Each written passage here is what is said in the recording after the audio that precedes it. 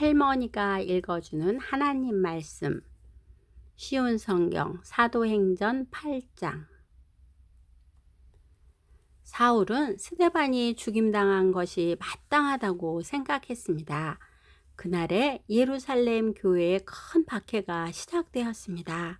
사도들을 빼고는 모든 믿는 사람들이 유대와 사마리아 지방으로 흩어졌습니다.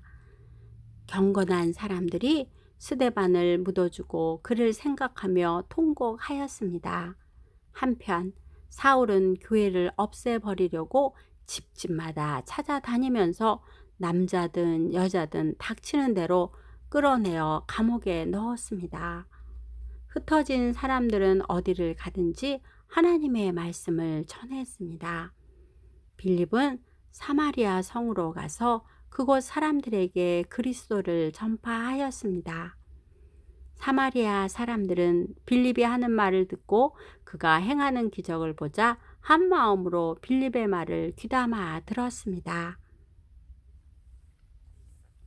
이는 그가 악한 귀신에 사로잡힌 사람들에게서 그 귀신들을 쫓아냈기 때문입니다.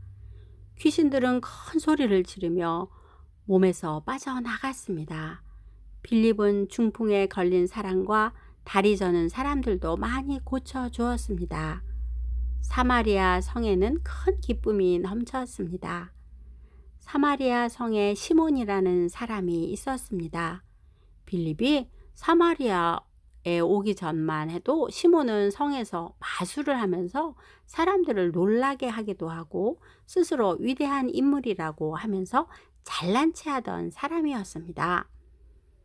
낮은 사람에게서부터 높은 사람에 이르기까지 모두 이 사람이야말로 큰 능력으로 알려진 하나님의 능력을 받은 사람이다 라고 소리를 지르곤 했습니다. 시몬은 백성의 관심을 한몸에 받던 사람이었습니다. 시몬이 오랫동안 마술로 사람들을 놀라게 했기 때문에 사람들이 그를 따랐습니다. 그러나 빌립이 그들에게 하나님의 나라와 예수 그리스도의 이름에 관한 복음을 전하자 남자 여자 할 것 없이 다 빌립의 말을 믿고 세례를 받았습니다. 시몬도 믿고 세례를 받았습니다. 그는 빌립을 따라다니며 빌립이 일으키는 표적과 큰 능력을 보고 놀랐습니다. 사마리아 사람들이 하나님의 말씀을 듣게 되었다는 소식을 듣고 예루살렘에 남아있던 사도들은 베드로와 요한을 그들에게 보냈습니다. 사마리아에 도착한 베드로와 요한은 사마리아 사람들이 성령을 받게 해달라고 기도했습니다. 이는 그들이 주 예수님의 이름으로 세례만 받았을 뿐 아직 그들에게 성령이 내려오시지는 않았기 때문입니다. 두 사도가 그들에게 손을 얹자 사마리아 사람들이 성령을 받았습니다. 시몬은 사도들이 손을 얹자 성령이 내려오시는 것을 보고 사도들에게 돈을 주면서 이런 권능을 내게도 주셔서 내가 손을 얹는 사람도 성령을 받을 수 있게 해 주십시오 라고 말했습니다. 베드로가 그에게 대답했습니다. 그대가 하나님의 선물을 토두로 살 수 있다고 생각했으니 그대는 돈과 함께 망할 것이요. 그대의 마음이 하나님 앞에서 바르지 못하니 그대는 이 일을 우리와 함께 할 수 없어. 그대는 이 악한 생각을 회개하고 주님께 기도하시오. 그러면 그대 마음속에 품고 있는 이런 생각을 주님께서 용서해 주실지도 모르오. 내가 보니 그대는 악한 뜻을 품고 있으며 죄에 사로잡혀 있어. 그러자 시몬이 대답했습니다. 두 분이 하신 말씀이 제게 일어나지 않도록 저를 위해 기도해 주십시오. 베드로와 요한은 주님의 말씀을 증언하고 전한 뒤에 예루살렘으로 돌아갔습니다. 그들은 돌아가는 길에도 사마리아의 여러 마을에 들러 복음을 전했습니다. 주님의 천사가 빌립에게 말했습니다.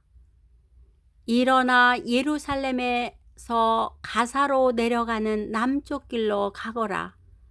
그 길은 광야 길이다. 빌립이 일어나 가다가 길에서 에티오피아 사람 하나를 만났습니다. 그는 에티오피아의 여왕 간다게의 높은 관리로서 여왕의 재정을 맡은 사람이었는데 넷이었습니다. 그는 예루살렘에 예배 드리러 왔다가 본국으로 돌아가는 길이었습니다. 그는 마차에 앉아서 예언자 이사야의 글을 읽고 있었습니다.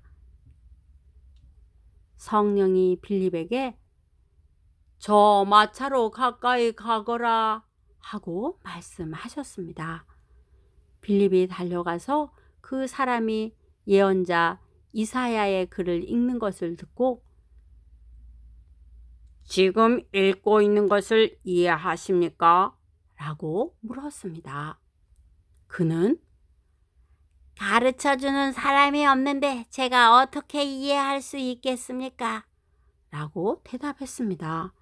그는 빌립에게 마차에 올라와 자기 곁에 앉으라고 부탁했습니다.